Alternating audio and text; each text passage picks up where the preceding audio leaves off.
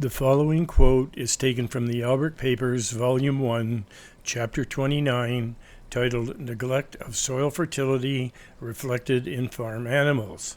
Quote, as soils are more weathered in consequences of their location in heavier rainfalls or higher temperatures, or have been heavily cropped, they are correspondingly more depleted of their phosphorus, lime, and other minerals.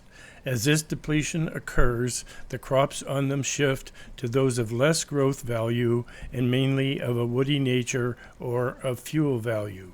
End quote.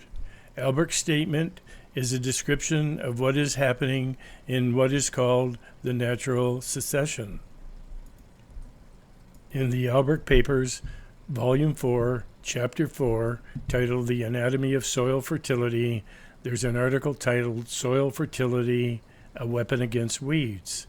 This article was originally published by The Organic Farmer in June 1952. A common complaint of farmers at the time was that broom sedge and tickle grass were taking their pastures. Cows refused to eat broom sedge as its woody growth does not provide enough feed value for her trouble of eating it. In an ongoing experiment, 2 plots in Sanborn Field were planted to continuous timothy. One plot received 6 tons of barnyard manure annually, while the other plot received no treatment. The manured plot produced a quality hay crop of 2.5 tons annually. The untreated plot was invaded by plants other than timothy, requiring plowing and reseeding every 5 or 6 years. Although the treated plot, being weed-free, did not require plowing and reseeding, it was also plowed and reseeded at the same time for uniformity between the 2 plots. Although both plots received broom sedge seeds, which are carried by the wind, the broom sedge only became established on the untreated plot, producing the poor hay crop. No broom sedge grew in the manured plot.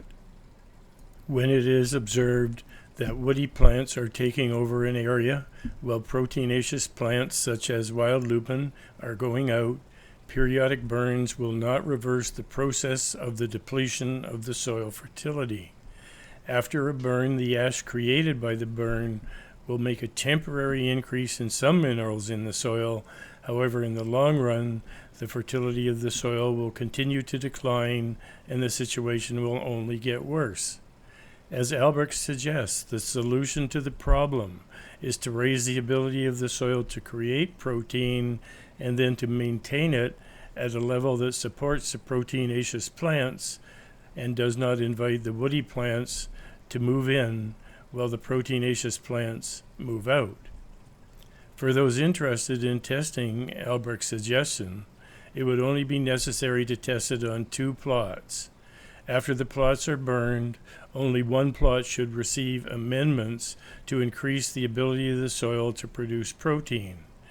A proteinaceous plant, such as wild lupin, could be planted on both plots, with results noted over the years.